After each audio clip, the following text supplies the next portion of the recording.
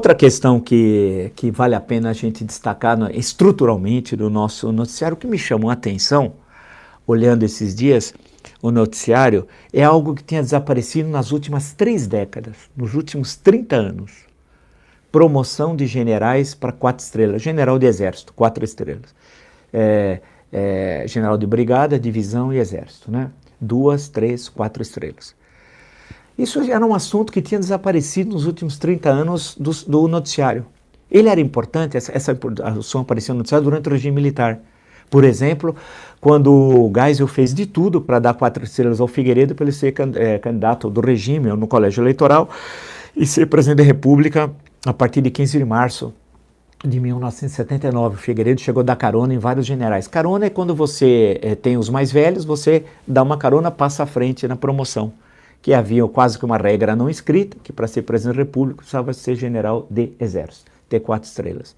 Mas e se discutia muito o almanaque do exército. O almanaque anual, você tem a história de cada oficial e o momento da sua promoção. Isso tinha desaparecido da discussão do jornalismo brasileiro, com toda razão.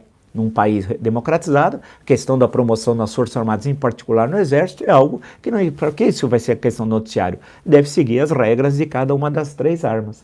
Porém, isso virou um grande assunto. E hoje, inclusive, ocupa parte dos jornais. Ontem também. Né? No domingo também. Isso é um mau sinal. É um mau sinal tanto para a democracia brasileira como para o Exército, como instituição. O Exército não serve ao governo, é uma instituição permanente de Estado. Estado. Não serve a governos, serve ao Estado brasileiro.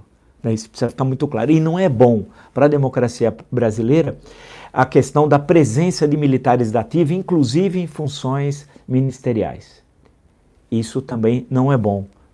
Isso não ocorria desde 1985.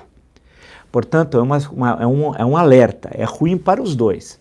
Você começa a misturar uma coisa que fez muito mal ao Brasil, tanto ao Brasil como à instituição Exército, desde 15 de novembro de 1889. O segundo Reinaldo, por exemplo, 2/3 dos ministros da guerra, que seria o ministro do Exército, e o ministro da Armada, que é a Marinha, foram civis.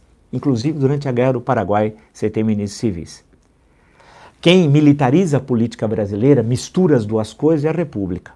Basta lembrar, Deodoro, o primeiro presidente, Floriano, o segundo presidente. Né? Temos o Hermes da Fonseca, mas aí eleito diretamente. Os 2 primeiros que eu citei foram eleitos, um era vice do outro, Floriano era vice de Deodoro da Fonseca, como determinava a Constituição de 1891, foram eleitos indiretamente pelo Congresso. Né? E essa mistura marcou a história brasileira. Tinha terminado em 1985, separado, seccionado, porque não faz bem tanto ao Exército, uma das Forças Armadas, para o conjunto das Forças Armadas, eu estou citando o Exército em particular, como para a democracia brasileira. E o Jair Bolsonaro tem insistido em fazer essa associação. E o governo já é um governo impopular, que é algo que nós vamos discutir essa semana. Se você olhar já pesquisas que não são feitas por aí, mas não divulgadas ainda, você tem um índice de desaprovação crescendo rapidamente, de desaprovação, e a queda do índice de aprovação. Hoje, já tem pesquisas que mostram que a desaprovação é superior à aprovação. E isso é ruim para a instituição Exército. Para o governo é outra história, não vem a questão, né? Porque é uma instituição, insisto, de Estado e não de governo. Uma questão também que vale a pena lembrar é que nessa situação que nós vemos política, essa polarização que vai estar representada até em manifestações no próximo domingo, no dia 30, porque o Brasil vive uma polarização assim e assim. Só que eu acho que tanto isso não fez bem ao Brasil, como isso também não faz bem ao Brasil. Nós temos de quebrar essa polarização, que é muito pobre em termos ideológicos. Esse daqui construiu o maior desvio dos recursos públicos da história da humanidade, e esse é um absoluto incapaz no exercício da presidência da República, com pautas que foram construídas pré-1789, pré-14 de julho de 1789, pré-tomada da Bastilha, pré-Revolução Francesa. Né? Na verdade, você tem uma enorme visão plural de várias propostas para entender, para pensar o Brasil, para refletir, para o Brasil superar suas divergências. Quebrar com essa polarização tão pobre, tão medíocre, entre 2 medíocres, que não gostam de trabalhar, esse e esse, que tem como prática o ócio, só que esse é mais inteligente que esse. E esse ouvia e aprendia de ouvido com os que o cercavam. Alguns, inclusive, que não exerciam, que não tinham como parâmetro o cuidado da coisa pública. Esse é cercado por pessoas de uma mediocridade intelectual raramente vista na história ocidental, né? E nós precisamos quebrar essa polarização que é inútil ao país.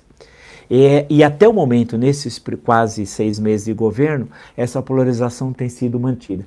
Nós vamos fazer depois até um balanço desse semestre, quando terminar, evidentemente, o mês de junho, para ver o que foi produzido pelo governo efetivamente, né? Porque o Congresso começou a funcionar no início de fevereiro e tal. E o Congresso, tão achincalhado, foi aquele que deu governabilidade durante esse período e quebrou essa polarização. E isso é interessante, isso é importante a gente reconhecer, com todas as limitações, eu sempre aponto, do Congresso Nacional, mas ele quebrou essa polarização que faz muito mal ao país e que não constrói, que não consegue enxergar o Brasil. Esses nunca fizeram autocrítica do que aprontaram no país durante 3 anos e 5 meses, e esses não têm projeto para o país, né? Não tem projeto, algo que eu sempre apontei.